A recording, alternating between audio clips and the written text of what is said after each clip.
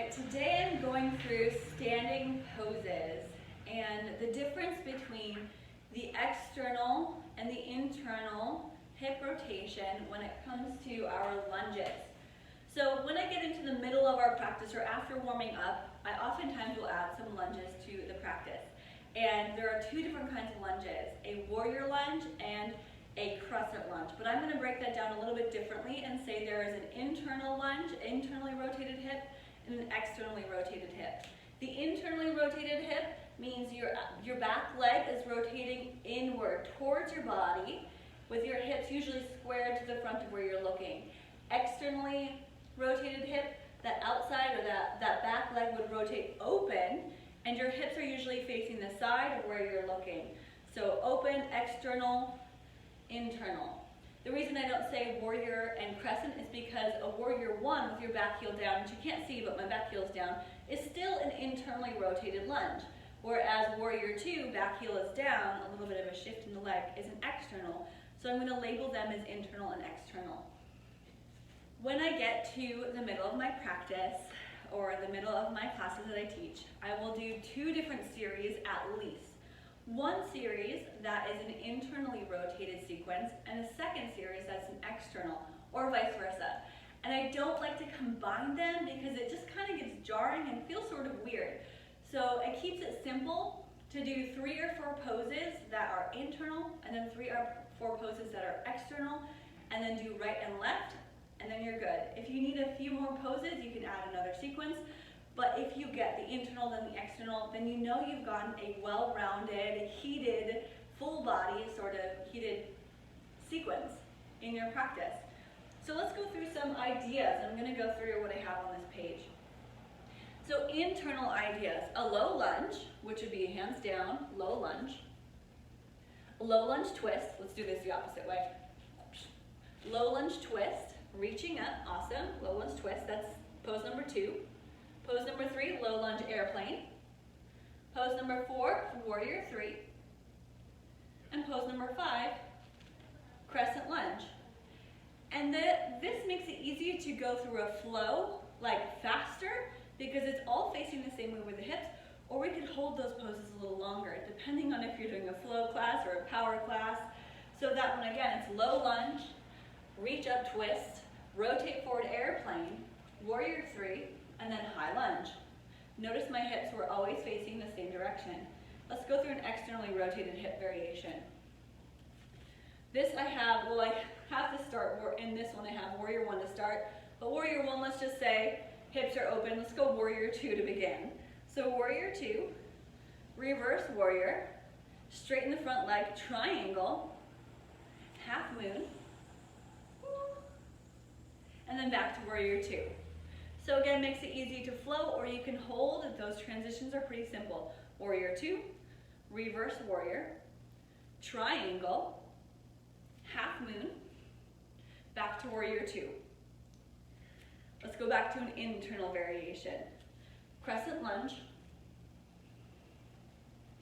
No, let's do this way. Crescent lunge. So we've got a high lunge. Chest opening lunge, so we're here, heart open, that could be a second pose, your legs are staying the same. Prayer twist lunge, so you reach up, then down. Let's twist it, prayer twist lunge. Revolved half moon, open arms, lift the back leg. And then we finish there with pigeon pose. How do we do that? Hands can come down, heel toe the leg over.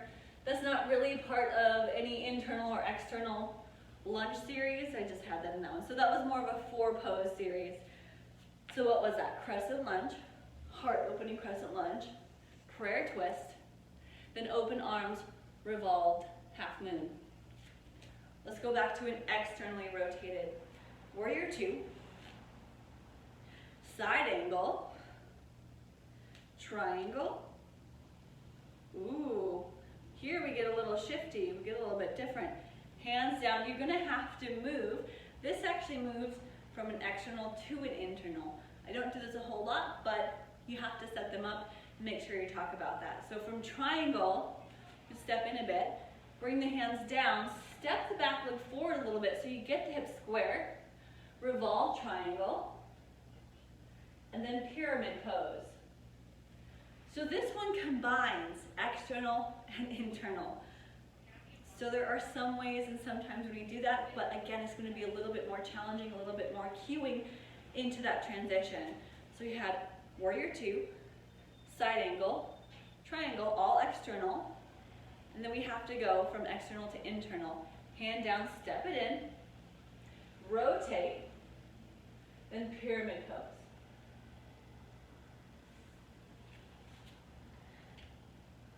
Let's go back to internal and see what else I have on this list.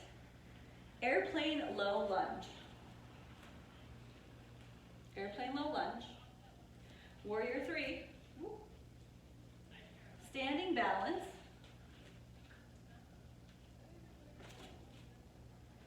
Eagle pose. Forward fold standing splits. That one's a little bit more creative. Let's go through that one again. So an airplane lunge.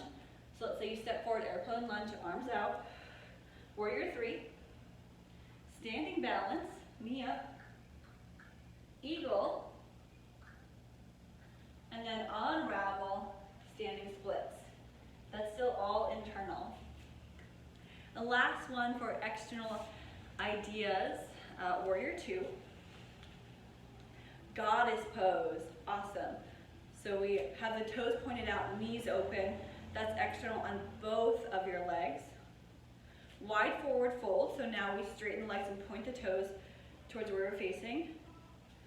Frog pose, if you'd like to walk forward, knees down, open, we got frog pose. And then we rotate and pivot. This is again one that goes sort of from external to internal, which I'm noticing now is on my page. From wide forward fold, rotate forward, we might go into a side lunge. Side lunge. This is also getting a little bit more creative. So warrior two, goddess, wide forward fold to side lunge. From side lunge we can go to low lunge, but anyway, yeah. Those are some ideas for your lunges.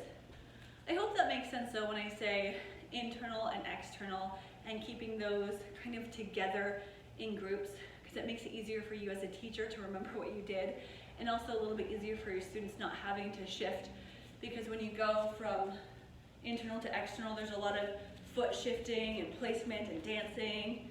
Okay, maybe not quite like that, but it just makes it easier to shift the legs when it's a little shift rather than constantly turning and twisting on this pelvis area, pelvic region.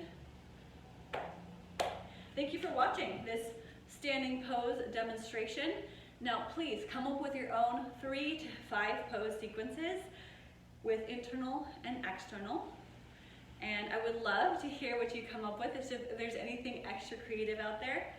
But I'll be honest and say that the best that I've taught and the best classes I've taught have always been pretty simple. Staying with the basics has really served me very well and allowed people to sort of know where they're going and get to know their bodies a little bit more because, I don't know, creativity doesn't have to be too crazy. You can add arm variations to your poses in your lunges, which I will do a video on that next, what kind of arm variations. It's the arm variations and your energy and your presence as a teacher that's really going to make the class what it is, not so much how the transitions and how creative the sequence is. I hope you really take that in and consider that and know that it's how you show up, what you bring to the class, not necessarily the poses. So good luck, internal and external lunge standing poses. I hope you enjoy, keep practicing, and stay tuned for more yoga videos. Helpful teaching yoga videos. Bye.